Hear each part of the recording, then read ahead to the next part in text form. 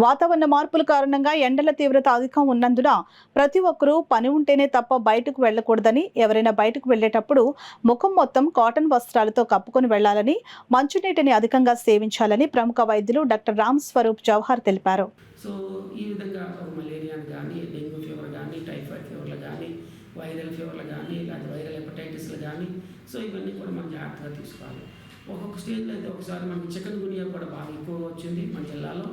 ఆ chicken గునియా fever రావడం వల్ల ఫీవర్ వస్తున్నప్పుడు ఆ ఊర్లోనే కాదు మొత్తం చాలామందికి ఒకేసారి 4-5 రోజుల్లోనే ఫీవర్ రావడం, ఫీవర్ వచ్చినంత ఒళ్ళంతా నొప్పులు వచ్చాడు, జాయింట్ పెయిన్స్ వచ్చాడు, నడవలేకపోవడం, ఆల్మోస్ట్ కింద కూర్చొని పైకి కూడా లేవలేకపోయే సిచ్యువేషన్ కూడా చాలా కేసులు చూసాము. దాని అంతా చికెన్ గునియా అంటారు. అది దాన్ని కూడా పెద్దగా వరి అవసరం పడలేదు, అది కూడా వైరస్ వల్ల వస్తుంది. సో దానికి మాత్రం డెఫినెట్గా కొంచెం అవసరం అనుకుంటే మనం కొంచెం స్ట్రాంగ్ యాంటీబయాటిక్ ఎనాల్జెసిక్స్ ఇవ్వాల్సి ఉంటుంది. కొన్ని కేసులకు హెచ్సిక్యూలు కూడా పెట్టవలసి ఉంటుంది. అలాగే ఈ కేసులు కొన్ని తర్వాత ఆటోఇమ్యూన్ ఆర్థరైటిస్లా కూడా కన్వర్ట్ అవ్వచ్చు.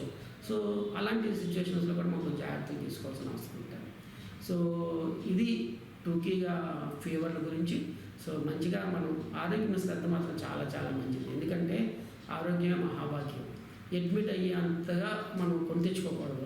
చాలా వరకు ఫీవర్ని మనం అవుట్ పేషెంట్గా ట్రీట్ చేసుకోవడానికి ఆస్కారం ఉంది. కాబట్టి అవుట్ పేషెంట్గా ట్రీట్ చేసుకుంటే మీకు కూడా ఫైనాన్షియల్గా కూడా చాలా ఖర్చు చాలా తగ్గిపోతుంది.